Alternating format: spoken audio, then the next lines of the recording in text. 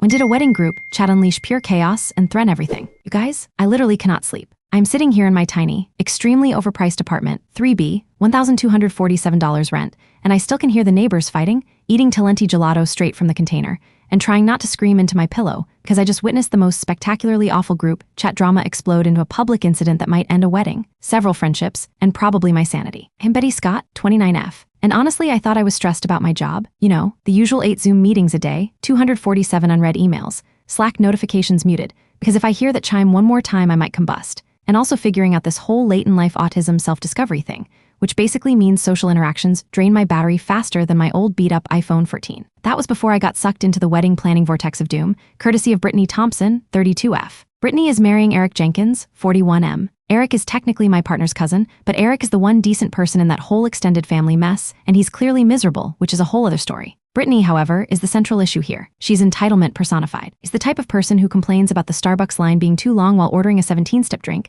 and then demanding her $4.50 venti latte be comped because she's special. The wedding is a destination event in Tuscany. Yes, Tuscany. We live in Ohio. The sheer audacity of her demands has been building for months. We were all added to a mandatory group chat called Tuscan Dream Team, no excuses, back in October. In GL, I tried to mute it, but Brittany has Apple Watch notifications set up so she knows who is reading and who isn't. And if you miss a prompt, she sends a passive-aggressive triple text. We're talking required attendance at 5 separate, themed pre-parties, specified color palettes for our travel luggage, and a requirement that all guests stay at the specific resort she booked, which is like $700 a night, not including the required $347 contribution towards the ambience fund, ACA, fireworks display that only she cares about. I swear, I'm trying to save up for actual life things. Had to pay $85 last week just for a plumber because the sink was leaking in apartment 3B, and I'm trying to make sure I have enough for the $1,247 rent every month. Meanwhile, Brittany is demanding I buy a specific pair of Prada sunglasses for the pool party because my current ones don't photograph well. I vented about this to Eric once quietly, on a private DM, and he just replied with a single, sad face emoji. Looked so tired the last time I saw him. Like truly unappreciated partner vibes. He's 41 and works so hard, but every time they talk money, Brittany is yelling about how his income isn't matching the lifestyle they deserve. The financial aspect is just one layer, though. The drama inside the chat is nonstop thanks to Terry Hall, 54M. Terry is Brittany's future stepfather-in-law, a real piece of work, and extremely homophobic. He's one of those guys who always makes everything unnecessarily political and smells vaguely of stale beer and unchecked privilege. He's supposed to be paying for a portion of the rehearsal dinner, but he keeps trying to use it as leverage to veto the seating chart. Specifically because Brittany has a few friends who are openly non-binary or queer, and Terry keeps referring to them as lifestyle choices that shouldn't be paraded at a family event. I'm telling you, the group chat transcripts read like a soap opera written by a poorly coded AI. Example from last Tuesday at 11:47 a.m., right when I was trying to eat my sad, pre-packed lunch at my desk. Terry Hall, 54M. I think if we just seat the alternative guests on the other side of the courtyard, it will be less distracting for the older, more traditional family members. Respect goes both ways, and they should respect our history. Brittany Thompson, 32F. Terry, we discussed this. It's Tuscany. It's chic. We don't separate anyone. But maybe let's just put them near Johnny Ramirez, 51M, since he's always distracting everyone with his ridiculous TikTok posts anyway. Johnny Ramirez, 51M, BTW, is a social climber who is only invited because his parents are rich and might drop a huge wedding gift. He has the social grace of a bulldozer and takes offense to everything, mostly because he's constantly trying to prove how important he is. Johnny Ramirez, 51M.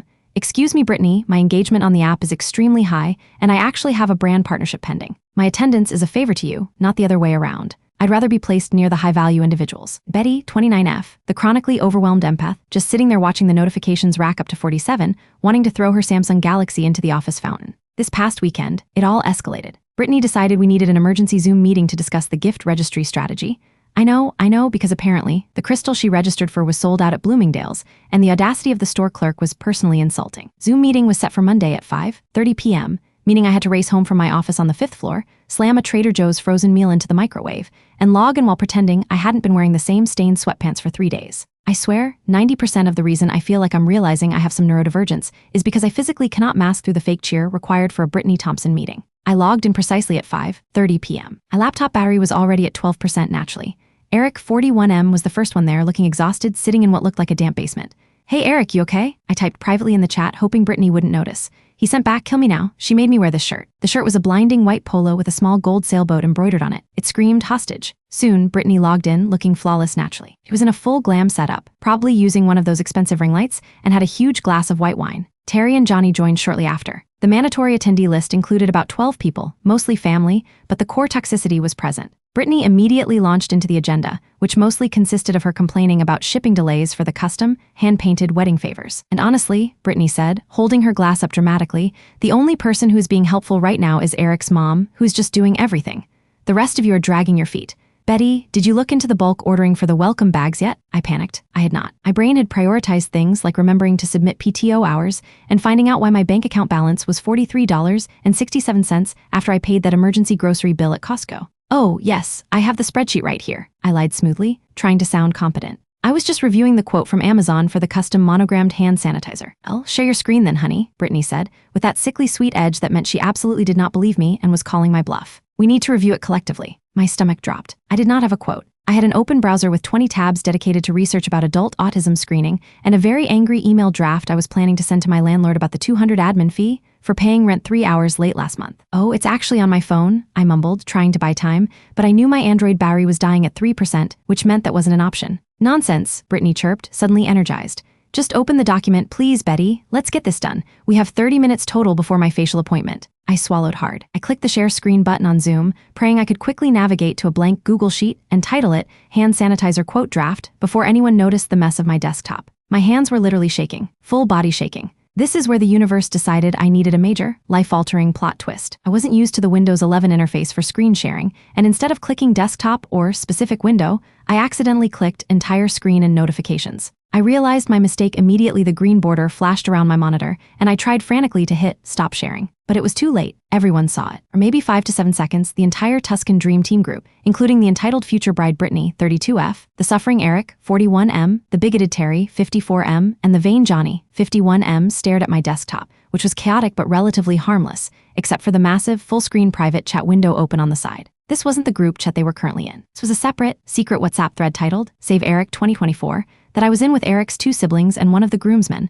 where we regularly shared increasingly dark jokes and observations about Brittany's descent into full-blown bridezilla territory. We often used it to coordinate emotional support for Eric. And at that exact moment, I swear this isn't a joke, the timing was immaculate. A new message notification popped up right in the middle of the shared screen. It was from Eric's sister, and it was a screenshot of a massive Venmo request Brittany had sent to Eric's personal account, captioned with the most damning text message exchange I had ever seen. The message, visible to everyone in the Zoom, large and clear as day, showed Brittany texting Eric demanding money and Eric refusing. Brittany's text, screenshot, I need $1,200 immediately for the custom gold foil invitations. You promised me this. BTW, stop pretending you don't have money.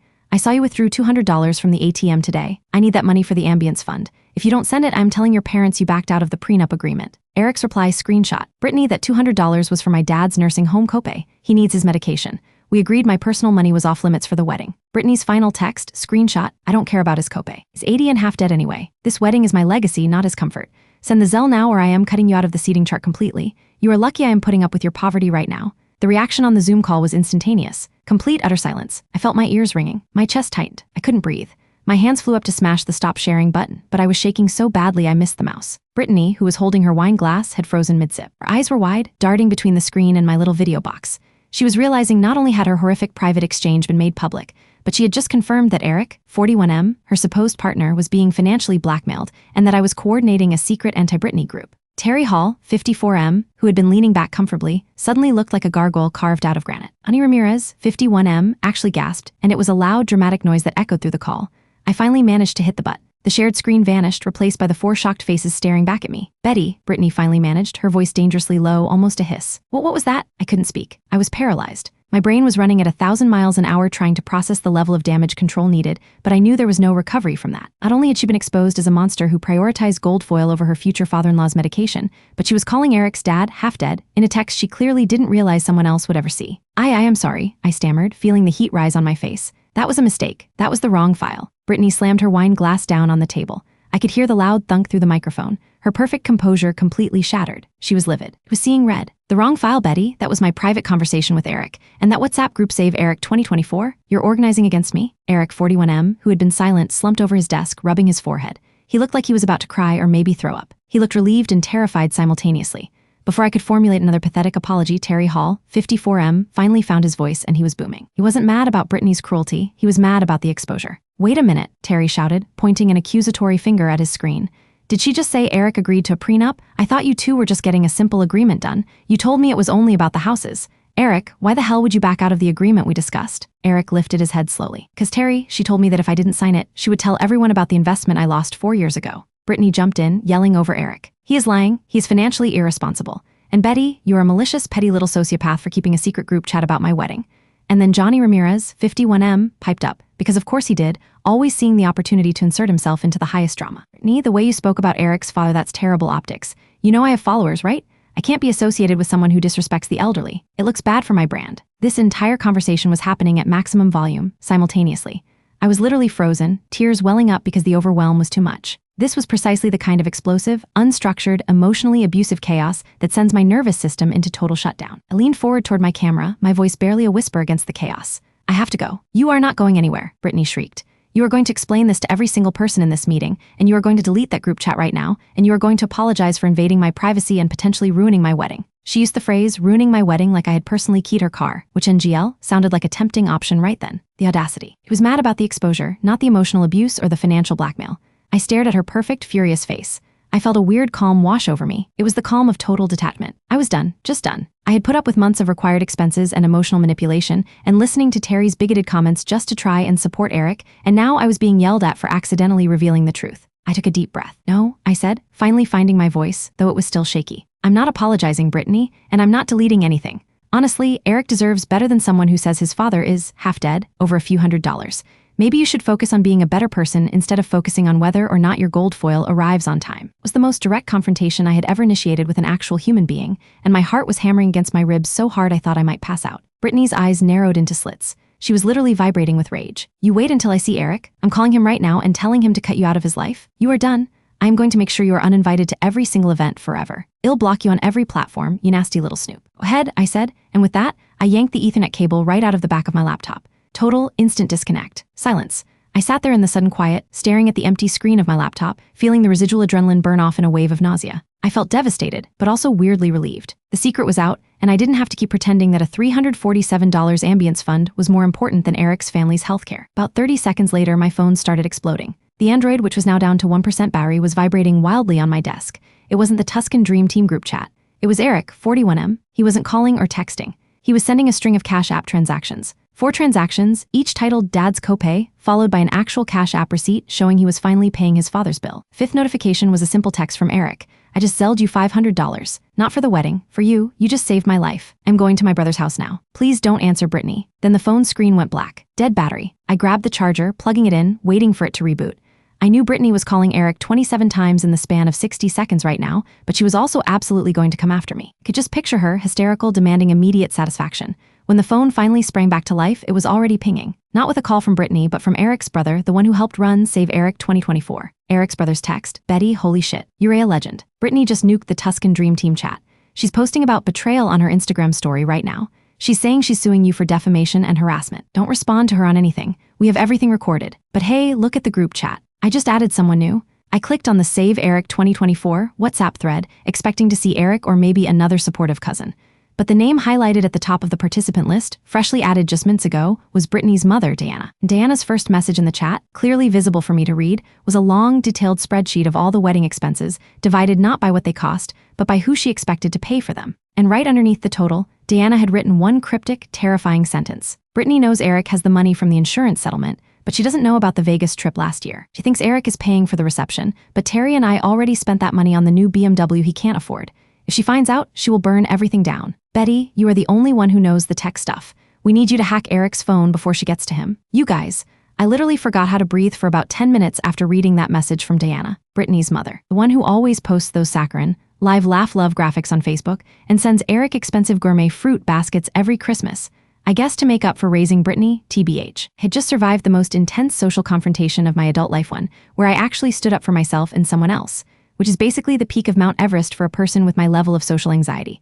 And now I had stumbled into a criminal conspiracy involving insurance fraud, money laundering, and a BMW. Oh, and also the explicit request for me to commit a felony by hacking a phone. My brain, which usually processes social cues at the speed of dial-up, immediately went into hyperdrive. My hands were still shaking, but now it was from sheer terror, not just adrenaline.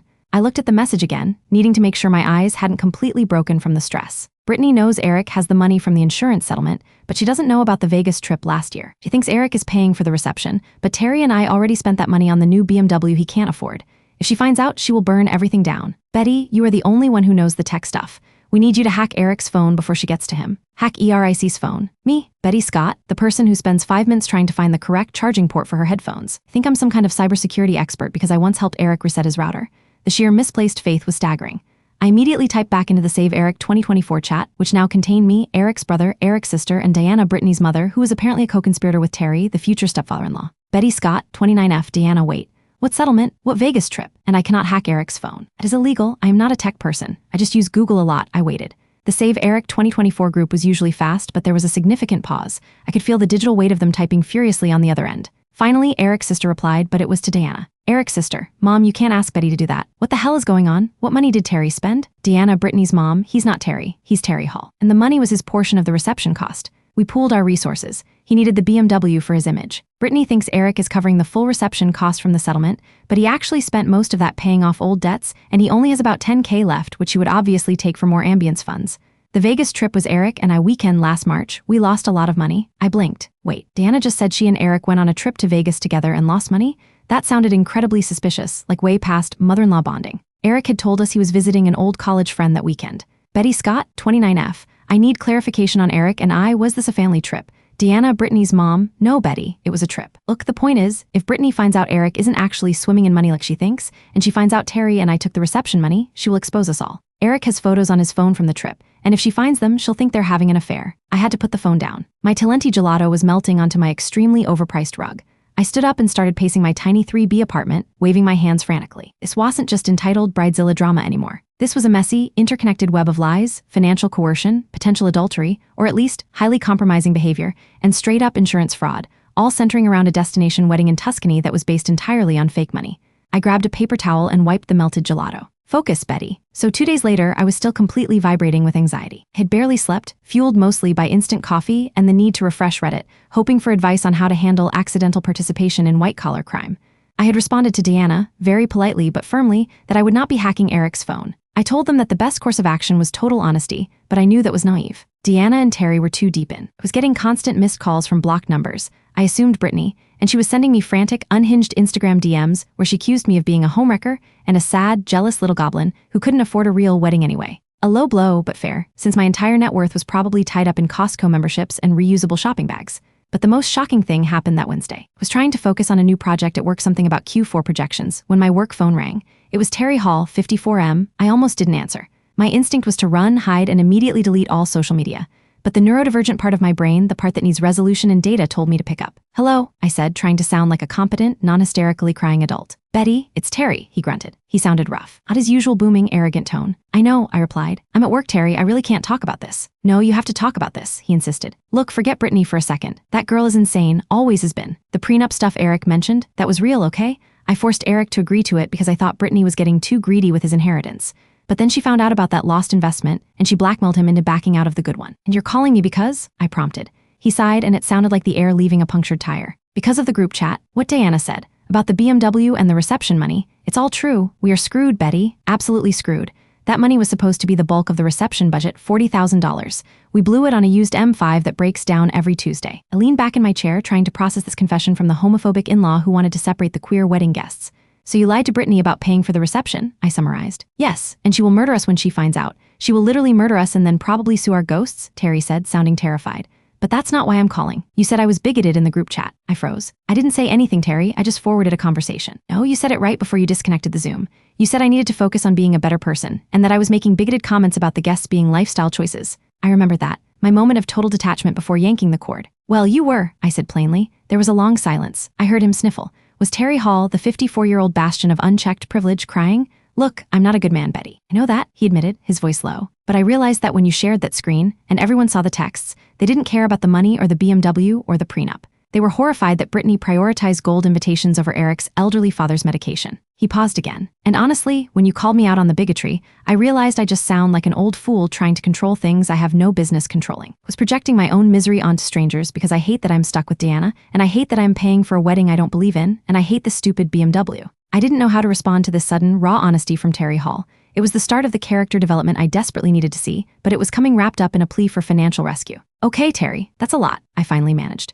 But I still don't know what you want from me. I want Eric to be free, he whispered. And I want that wedding to be canceled before it bankrupts everyone. Brittany only cares about the optics. If we expose the full truth that the finances are completely fake, she won't go through with it. Not in front of her high-value individuals. He asked me if I still had the screenshot of Diana's ledger, the one showing the real expenses and who was supposed to pay. I said yes. He told me to hold on to it. Eric's going to his brother's. He's safe for now, but Brittany has Eric's iPad and she knows his cloud password. She's going to get those photos of him and Diana in Vegas, Betty, and when she sees them, she will assume the worst and unleash hell on Eric, ruining his reputation. This was the complication. Brittany would weaponize the Vegas trip photos to hurt Eric, even if they were just financial co-conspirators. I told Terry I would talk to Eric's brother. A week went by where I was essentially a civilian operating inside a war zone. My work performance was probably hovering around 40% efficiency. I spent my lunch breaks talking to Eric's brother, Mark, who was equally horrified by the Diana Terry BMW Vegas revelations. Eric, meanwhile, was in total shutdown. He hadn't spoken to Brittany since the Zoom call, and she was now sending him certified mail demanding he return to their shared condo and sign a new, highly punitive document agreeing to transfer 80% of his remaining assets to a trust managed by her. Mark, Eric's brother, confessed that the Vegas trip was likely an attempt by Diana to get Eric to invest in Terry's shady real estate venture. He didn't lose money on gambling. They lost it on a bad, hurried wire transfer that Terry orchestrated.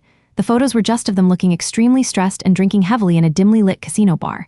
Not cheating, but still compromising. She's looking for the photos, Mark confirmed to me over the phone. Eric just texted me. Brittany just sent him a photo of his iPad sitting on their kitchen counter with the message, "I know your password. Betty to send me the group chat transcripts or I share these photos of you and my mother." I felt the familiar heat rise in my chest. She was dragging me back into it, threatening Eric's reputation unless I gave her evidence of her own financial blackmail. The audacity. This time, the calm that washed over me wasn't detachment. It was pure, cold, righteous anger.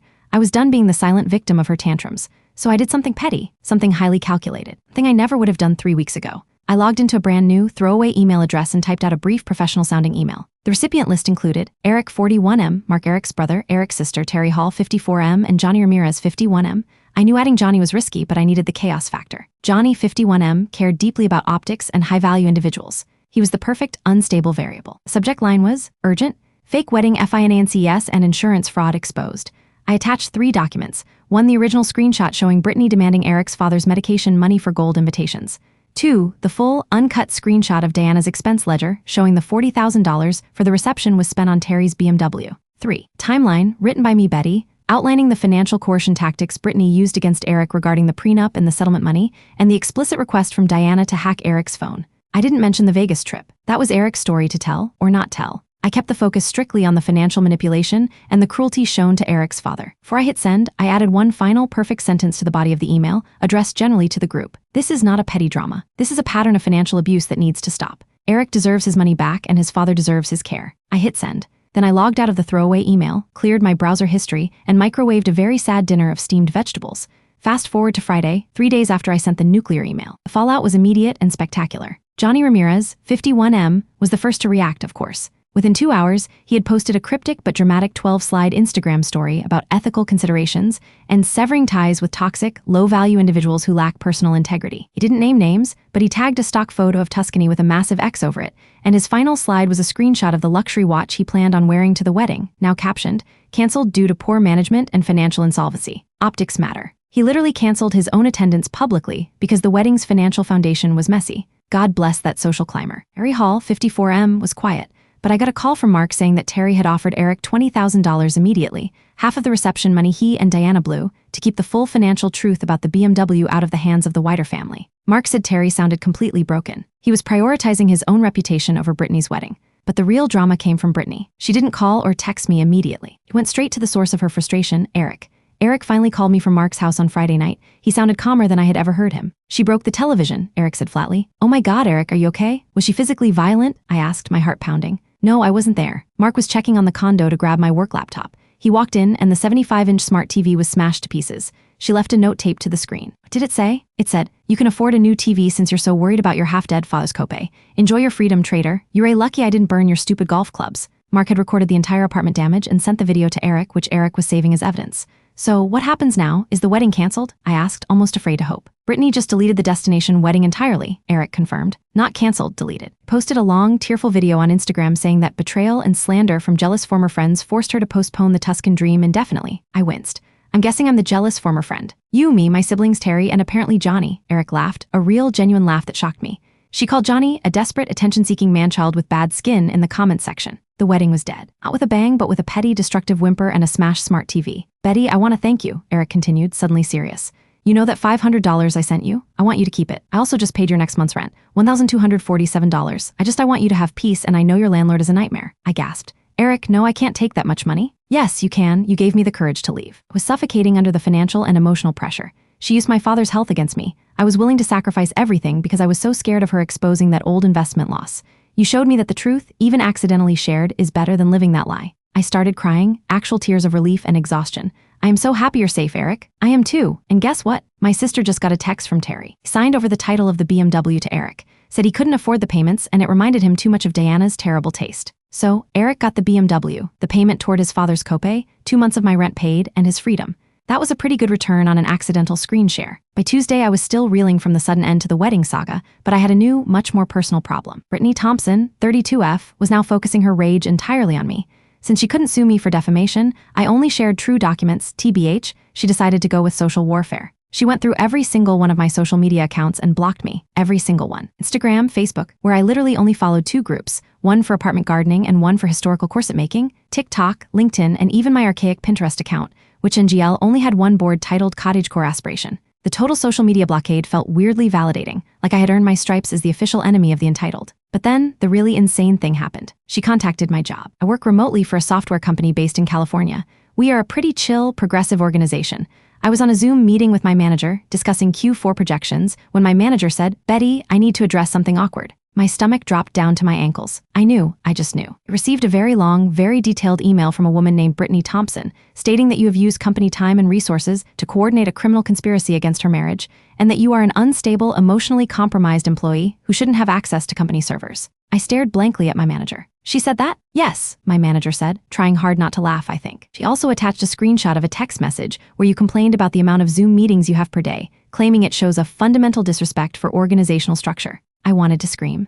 I was so stressed about my job, and now Brittany was trying to jeopardize my income over a smashed wedding. Sir, with all due respect, Brittany Thompson is the former partner of a distant family member, is referring to an accidental screen share I initiated during a private, non-work-related Zoom call where her financial blackmail of her partner was inadvertently revealed. I have the transcripts and receipts showing she attempted to use her fiancé's father's medical bills as leverage to secure luxury wedding items. My manager paused, rubbing his chin. That explains the specific use of the term gold foil invitations in her email. Look, Betty, legally, we can't let this distract us. HR is going to send her a boilerplate cease and desist letter because she's using our company email address to harass an employee. He then added in a private chat message to me, TBH, Betty, HR thinks her email is hilarious. They did ask me to ensure you aren't hacking any phones, though. Just checking. I laughed out loud. The stress relief was immense. My company had my back, and Brittany's final, desperate attempt at revenge was being handled by HR with an automated C&D. I decided that since Brittany had started the blocking war, I would finish it. I went through and blocked everyone from the Tuscan Dream Team chat. Terry, Diana, Johnny, even a few of the cousins I wasn't sure about. Complete social media cleanse. It felt amazing. Total peace. 3 days after that, I finally met up with Eric, 41M, for coffee at a tiny, non-Starbucks independent place that I knew Brittany would never set foot in. He looked different, still tired but lighter. He was wearing a simple gray t-shirt, not a hostage polo with a sailboat. So, the BMW, I started, taking a sip of my lukewarm latte. It's loud, bright red, and currently sitting in Mark's driveway. I'm going to sell it. Use the money to help my dad and get a much smaller hybrid car, Eric said. Terry actually came over and apologized. He said he was truly embarrassed by the things he said in the group chat, and that watching Brittany's meltdown made him realize he was enabling toxic behavior. I smiled. Terry Hall experiencing a moment of self-reflection. The bar is low, but I'll take it. Deanna, on the other hand, Eric shook his head. She's claiming that Brittany has a psychological condition and that she, Diana, was actually trying to help me escape Brittany, but she just went about it in a financially creative way. She still wants me to keep the Vegas trip a secret. I wasn't surprised. Deanna was still operating in self-preservation mode. What about Brittany? She moved out of the condo, Eric confirmed. Half the furniture, the expensive blender, and all the gold foil invitations, which she's apparently selling on Etsy, individually framed as mementos of a broken dream. I wish I was joking. I believe you, I said immediately. I filed the paperwork. We're done. No wedding, no marriage, no further financial entanglement. I even got a new lawyer who is helping me manage the rest of my settlement money so she can't touch it. Eric looked at me seriously. Eddie, you saved me from a terrible life. You also saved Terry from getting deeper into financial trouble. You also probably saved a dozen people from spending $10K each on a trip to Tuscany they couldn't afford. I blushed, feeling that intense autistic discomfort when receiving high praise. I accidentally clicked the wrong button, Eric. I was really just trying to cover up my lack of a hand sanitizer spreadsheet. But you chose to use that mistake to do the right thing, he countered. You chose to speak up when you had every reason to stay silent and safe. That's real courage. The conversation shifted to lighter things. Eric asked me how my job was, and I told him about the HR cease and desist letter. We laughed about Johnny Ramirez's melodramatic Instagram stories. For the first time, I realized I was enjoying social interaction, not masking through it because it was genuine. Resolution approach, social media blocking. It worked, but not perfectly. I blocked them, they blocked me, and eventually the rage faded because there was no audience left for Brittany's tantrums.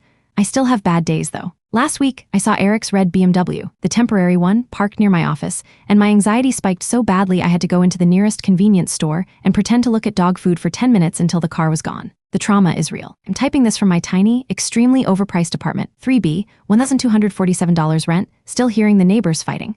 I'm eating Talenti gelato straight from the container. But things are different now. I finally sent that angry email draft to my landlord, calling him out on the ridiculous $200 admin fee. He tried to fight it, but I referenced tenant rights laws that I Googled while trying to avoid buying Prada sunglasses. He eventually backed down and credited the fee. Small victory, but mine. I'm also talking to a therapist about the whole autism self-discovery thing, and she keeps using terms like assertiveness training and boundary setting. I told her that my training involved accidentally sharing a screenshot of financial blackmail to 12 horrified people. She laughed. The biggest change? I feel capable of saying no. I realized that for years, I've avoided confrontation because the emotional fallout felt too big, too unstructured, too draining. But the fallout from the Zoom incident, the actual destruction of the wedding, and the release of Eric showed me that sometimes the chaos you fear is necessary to achieve peace. Eric and I are still friends. We text occasionally. He's taking a long, overdue vacation alone, no ambience funds required to unplug and distress. Harry and Diana are still together, awkwardly dealing with their shared debt and the broken BMW. I heard through Mark that they are now arguing about who gets to wear the specific color palette for the cruise they're taking instead of Tuscany. Some people never change, they just redirect their entitlement. Johnny Ramirez is still posting heavily, now positioning himself as a self-made wellness guru who escaped a toxic friend group. His engagement is actually higher than before, so he got exactly what he wanted. High-value drama. I'm not perfect. I still procrastinate, and my desk is a disaster zone of sticky notes and half-empty coffee mugs. But I learned that I can prioritize my own sanity, even if it means blowing up a destination wedding I was forced to be part of. Yesterday, I bought a new, inexpensive pair of sunglasses. They don't photograph well, but they block the sun just fine. And that, honestly, is all that matters right now. We'll update if Brittany tries to sue me for the $347 ambience fund I never paid. TBH, I kinda hope she does. I could use the entertainment.